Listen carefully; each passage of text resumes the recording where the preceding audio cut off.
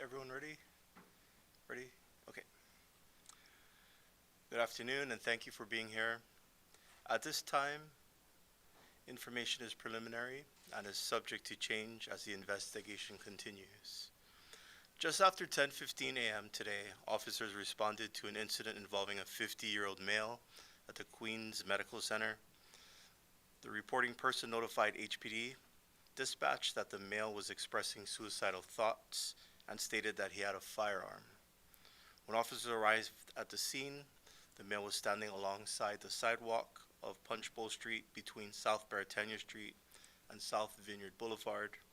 At approximately 10:20 a.m., as officers approached the male, he reached into his waistband area, pulled out a firearm, and pointed it at the officers. In response, the officers fired shots, striking the male. The suspect was detained immediately after being subdued and was taken to the Queens Medical Center for treatment. The male subsequently succumbed to his injuries and was pronounced deceased. No officers were injured during this incident. The firearm used by the male was recovered at the scene. At 10:21 a.m., all lanes on Punchbowl Street between South Vineyard Boulevard and South Baratania Street were closed to allow for investigation and for emergency personnel to operate safely.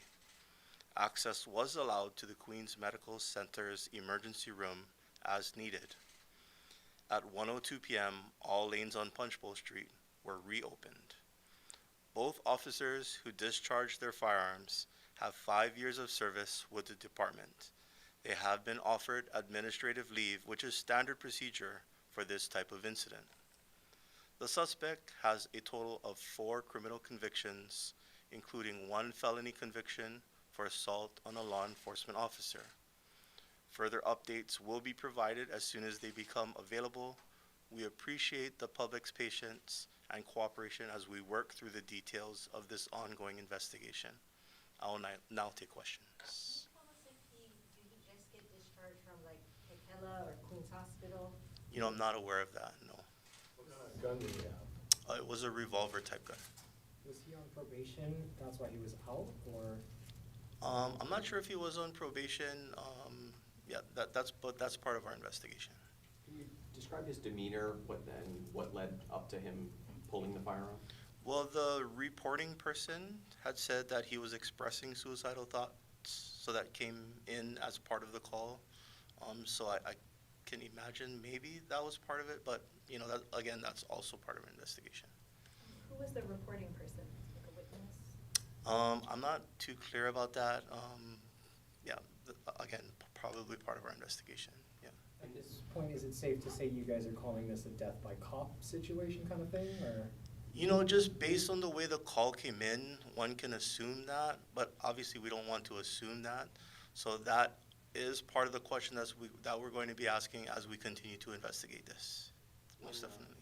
In this type of situation, when someone's expressing suicidal thoughts and they could be possibly armed, what is the protocol for approaching officers? Do they come in with their guns drawn? Anytime an officer is dealing with someone who's armed or potentially armed, obviously they're going to approach the situation as if the individual is armed. Obviously, officers deal with individuals who's armed, on a regular basis. They want to make sure they keep themselves safe and the public safe. Obviously, for someone who is suicidal, there's different things that we can do. But once that person decides to use deadly force and point a gun at an officer or a member of the public, then officers are trained to take the necessary action to keep not only themselves, but the public safe as well. So 2 officers fired on this? That's correct. 2 officers fired their weapons. Do we know how many shots were fired? That's, I'm hearing that it's multiple shots, but exactly how many shots, I'm not sure. That'll be part of our investigation as well. Do you know if the gun the suspect had was a ghost gun or was it registered? So I can tell you that it was not a ghost gun. There was a serial number. I can also tell you that it was not registered, but it was also not reported stolen. So if he had a felony conviction, he shouldn't have been in possession of any firearm, correct? That's correct, yes. As far as the hospital, was it ever placed on lockdown? I don't know. You'll have to check with Queens Hospital as far as what their protocols are. But there was no police ordered lockdown. Not that I'm aware of, no. What else can you tell us about the suspect in terms of, was he stable living or homeless, or what was that situation like? Not that I'm aware of. I'm not sure what his living condition was like prior to this. Any other questions? You know, the officers did everything, followed protocol, did everything they were supposed to do to protect public safety. Based on what I know about this, it appears that they followed their training. Of course, that's going to all be part of our investigation. Have you been able to view any of the body-worn camera footage from the shooting? I have not. But it exists. There is body-worn camera that exists, but I haven't been able to review it. That's correct. There's also other surveillance video, but that's still all part of the investigation. And how long did the road closure last? I believe from what I have here that at 10:21 a.m. the lanes were closed on Punch Bowl Street, and at 1:02 p.m. they were all reopened. For the officers involved, can you talk about how they're feeling in light of it? Have you checked in with them, their mental I state? have not had a chance to check in with them. I do plan to, but I can imagine that any officer who goes through something like this, it's got to be really traumatic. Our officers, they go through a lot.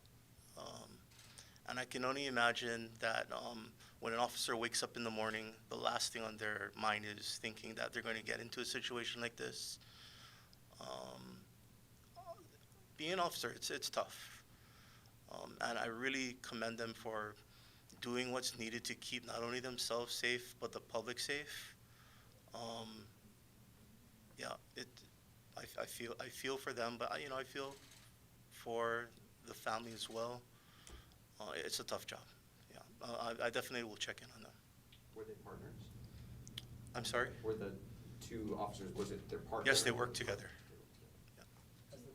Go ahead. Oh, sorry, do you plan to release the body camera footage at some point? Yeah, yes, we do. Do you have any estimated timeline of how long? I don't, I don't, sorry.